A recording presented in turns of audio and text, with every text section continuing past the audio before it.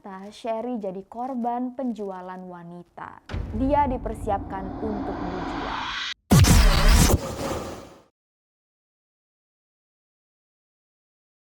Hai guys, apa kabar kalian semua? Welcome back to Ruang Gelap. Kisah kita kali ini sangat membagongkan. Gue jadi ilfeel pakai kata-kata itu. Karena kasus ini sangat mirip dengan film Gone Girl. Ya, Gone Girl. Kalian udah ada yang nonton belum? Kasus yang bener-bener menurut gue mind blowing dan bikin naik darah. Ini adalah kisah Sherry Papin yang menipu satu Amerika. Gak cuman pihak kepolisian, warga sekitar, tapi juga FBI. Dan langsung aja kita masuk ke cerita. Welcome to Ruang Gelap.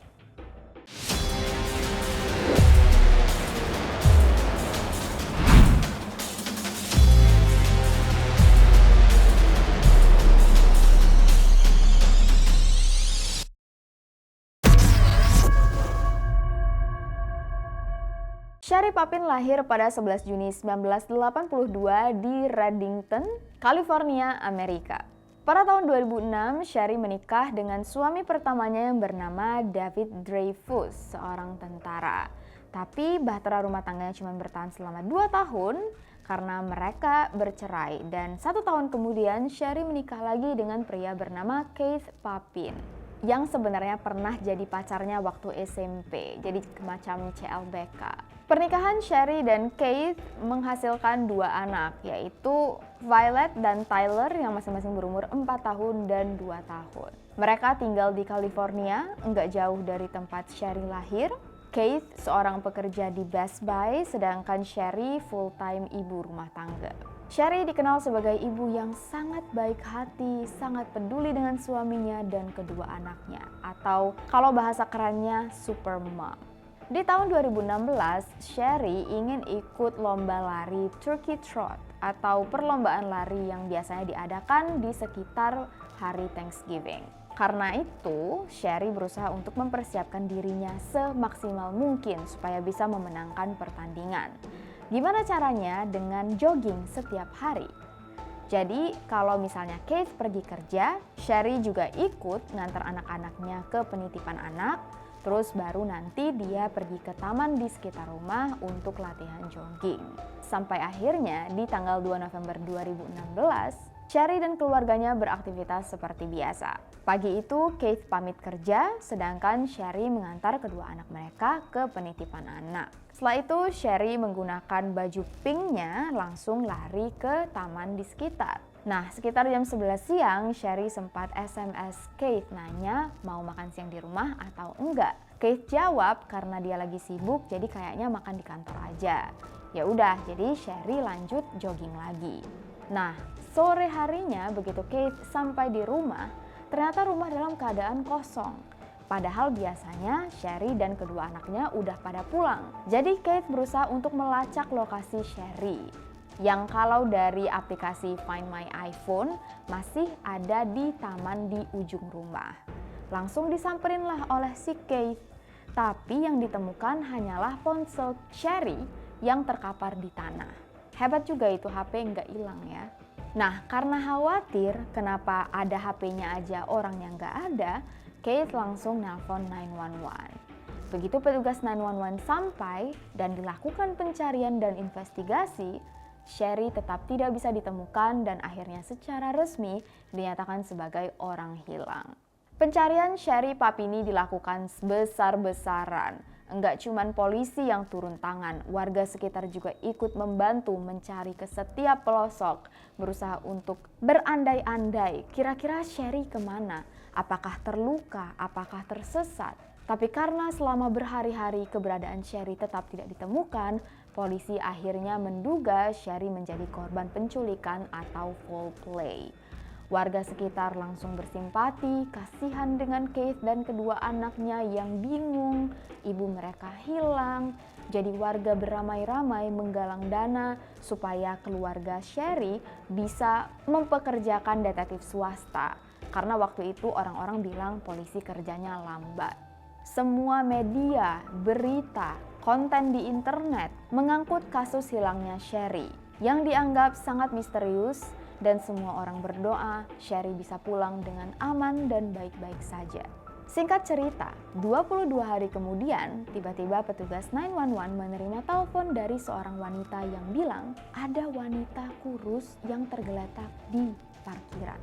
Cepat datang ke sini.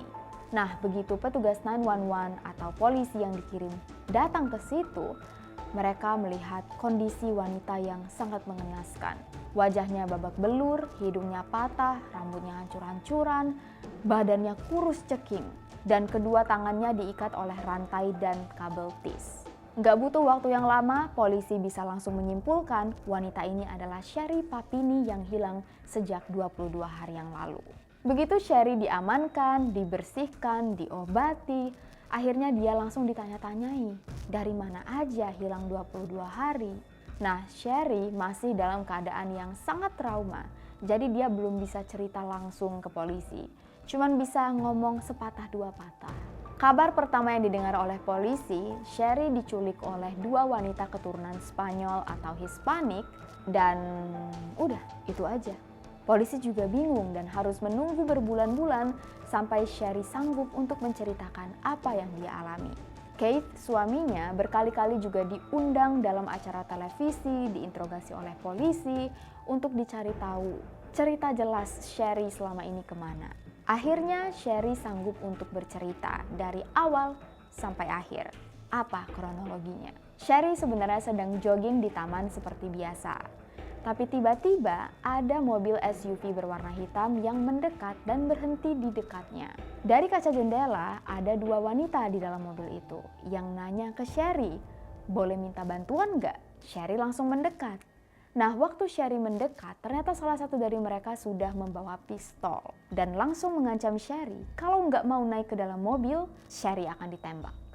Jadi Sherry nggak bisa ngomong apa-apa, nggak bisa mengelak, dan terpaksa masuk ke dalam mobil.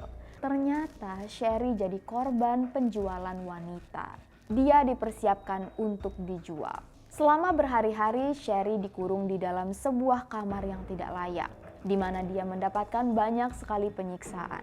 Tapi Sherry nggak bisa melihat kedua wanita yang menculiknya secara langsung, karena wanita-wanita ini menggunakan masker, dan biasanya kepala Sherry selalu ditutupi dengan karung. Jadi Sherry cuma bisa mendengar penculiknya bilang, percuma kamu kabur, salah satu oknum kita juga polisi. Semakin takutlah Sherry. Dan Sherry kira dia nggak bakal bisa lolos. Sherry jarang diberi makan, dan kalau berusaha untuk melakukan sesuatu, pasti penculiknya langsung memukuli dia habis-habisan. Makanya hidungnya patah dan rambutnya dipotong pendek. Nah, lalu bagaimana Sherry bisa lolos? Ternyata suatu hari, salah satu dari penculik wanita ini bilang, gigi Sherry jelek banget. Kalau Sherry dijual, pasti harganya murah. Dan karena hal ini, Sherry dibiarkan lolos, dilepas begitu aja di parkiran.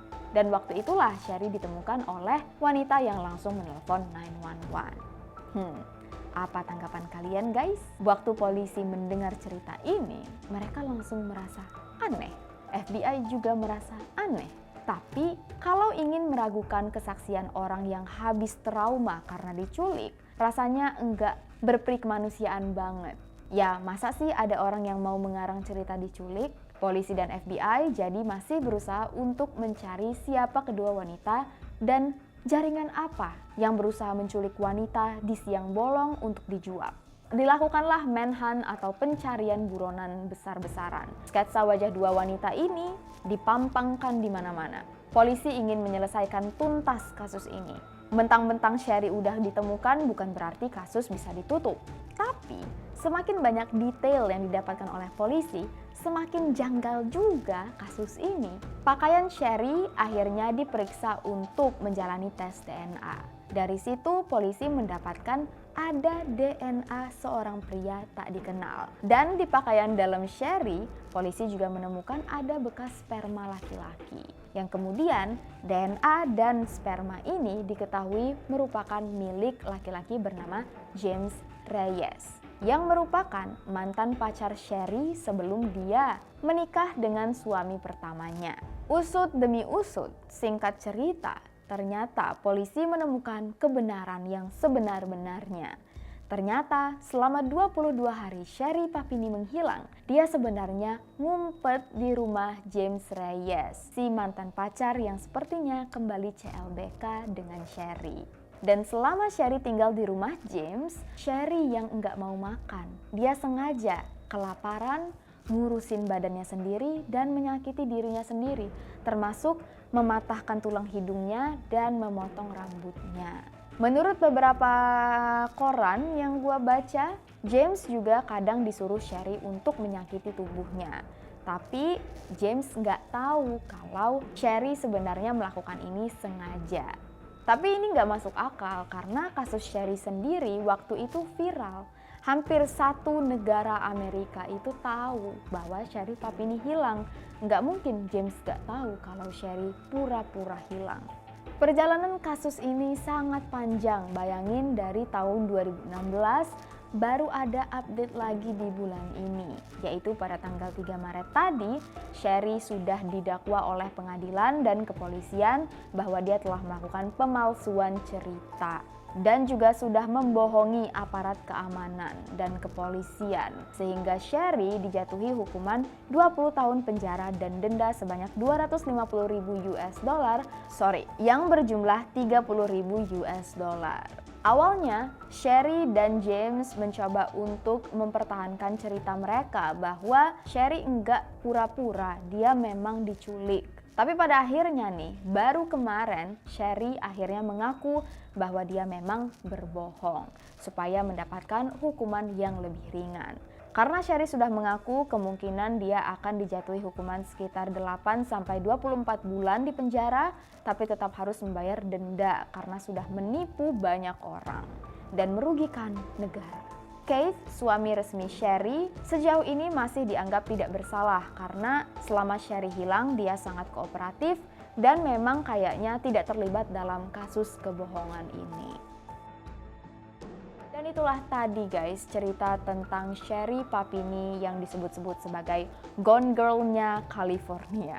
Wanita yang ingin selingkuh tapi malah merepotkan satu negara. Dan sampai di situ dulu cerita kita pada kali ini. Lebih dan kurang gua mohon maaf, dan untuk kalian yang udah dukung Ruang Gelap, thank you so much. Jangan lupa untuk like, subscribe, dan share video ini sebanyak-banyaknya ke teman-teman kalian. Kalau kalian ingin request cerita bisa langsung tulis di kolom komentar bawah dan kirim email ke misteriruanggelap@gmail.com. See you guys in the next video. Please stay safe, take care, and stay alive.